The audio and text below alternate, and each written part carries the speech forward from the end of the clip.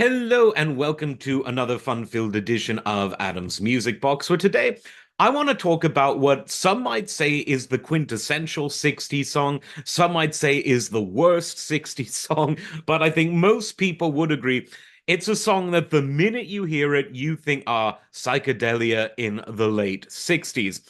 And this was by the band Strawberry Alarm Clock, who aren't technically a one-hit wonder, but you could be forgiven for remembering them as such.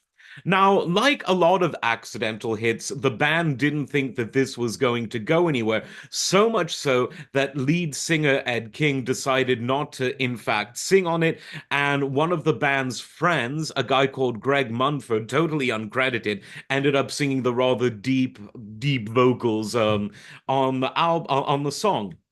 Now, the single was released in 67, and later an album of the same name was released, and the song became incredibly popular because it really captured in one sort of neat little package the zeitgeist of the era. I mean, for those who don't know the song, definitely listen to it, but I'm just going to read you some of the lyrics, which are pretty nonsensical.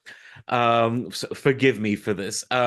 Good sense, innocence, crippling mankind, dead kings, many things I can't define. Occasions, persuasions, color your mind.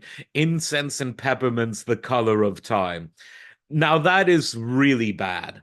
Those are horrible lyrics by any conception, but it worked. It really worked because while totally nonsensical, it sort of captured the let it all hang out mentality of the time. And don't get me wrong, if you listen to some of the lyrics today, they are even worse. I mean, a lot of the lyrics, not to sound like the old man screaming at the cloud, but a lot of lyrics today are just I want to stick this in that, and I want to rub that with this. And so if you hear that non-stop, while you're waiting to return a pair of shoes at Gap Kids, then I think that to divide the cockeyed world in two, throw your pride to one side, it's the least you can do.